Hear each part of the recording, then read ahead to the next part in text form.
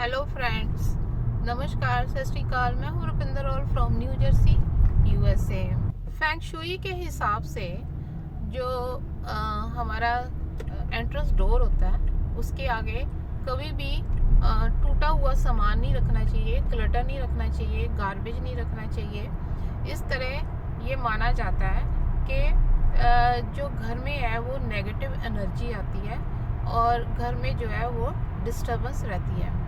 Feng shui जो है वो अपने आप में एक एस्ट्रोलॉजी का पार्ट है जो कि चाइनीज जो है इसको यूज़ करते हैं। कहा जाता है कि अगर घर में टैप्स या पानी लीकेज हो रही हो, तो टैप्स लीक हो रही हो या कहीं से भी पानी जो है वो लीक हो रहा हो, तो वो मनी का लॉस करता है। इस तरह जो है मनी वो घर से निकल जाती है। इसलिए जब भी घर में पानी कहीं भी लीक हो रहा या फिर कोई टैप खराब हो तो उसको जल्दी से जल्दी ठीक करवाना चाहिए। इस तरह आप अपने घर में जो मनी की सेविंग कर सकते हैं और अपना जो पॉजिटिविटी ला सकते हैं। फेंग शुई के हिसाब से घर में जो है वो बेडरूम में जो मिरर बेड के सामने नहीं रखना चाहिए और ये माना जाता है कि आपकी स्लीप जो है वो डिस्टर्ब होती है।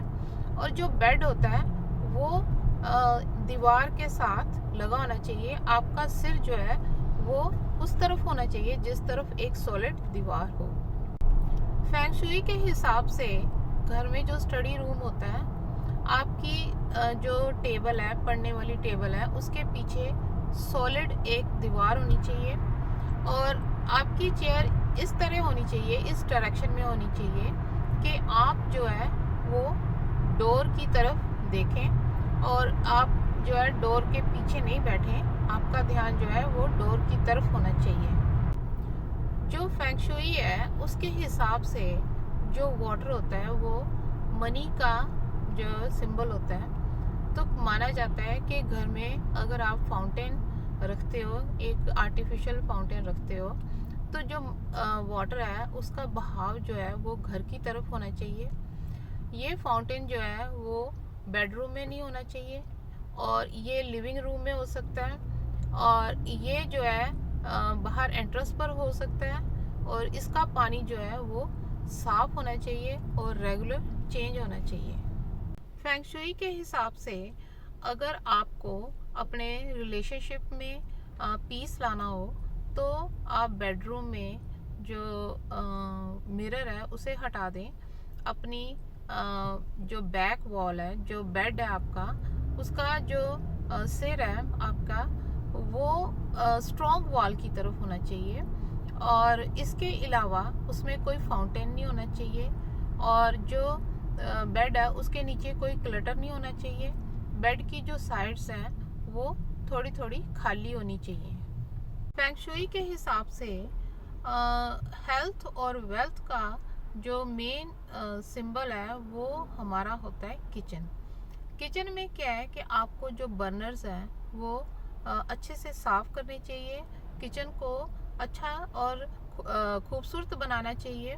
किचन को खुशबूदार भी होना चाहिए, क्लीन होना चाहिए। जो आप स्टोव या गैस यूज़ करते हो उसके बर्नर जो है वो साफ रखें और उनको दिन में एक बार ज़रूर चलाएं। ऐसा ना हो कि आप 4 दिन उसे ऑन ही ना करें। और जो वाटर टैप है उसमें से लीकेज जो है वो कभी नहीं होनी चाहिए, क्योंकि वाटर जो है वो मनी का संबंध रखता है और जो बर्नर होता है, जो फायर होती है, वो हमारे घर की एनर्जी होती है। तो इसलिए उनमें बैलेंस होना चाहिए। फेंग शुई के हिसाब से अगर आप घर में क्लटर रखते हो या टूटी हुई चीज़ें रखते हो तो उस तरह आपकी जो घर की एनर्जी है वो स्टक हो जाती है, तो आपके काम जो है वो रुकने शुरू हो जाते हैं। इसलिए एनर्जी का फ्लो ठीक रखने के लिए घर में क्लटर जो है वो नहीं रखना चाहिए। फेंग शुई के हिसाब से अगर आप घर में जो नेगेटिव एनर्जी है उसको दूर करना चाहते हैं तो एक बाउल लेकर उसमें पानी, सॉल्ट और कुछ कॉइन्स डालकर कहीं छुपाकर कॉर्नर में रख दें और 1 या 2 हफ्तों के बाद उसे फिर चेंज करें, पानी को चेंज करें, नमक को चेंज करें दोबारा उसे रखें और इस तरह जो घर में नेगेटिव एनर्जी होती है वो बाहर निकलती है। फेंग शुई के हिसाब से जो मनी है वो घर में साउथ ईस्ट पार्ट में जो है वो ग्रो करती है। तो जो घर का साउथ ईस्ट पार्ट होता है उसको साफ सुथरा होना चाहिए।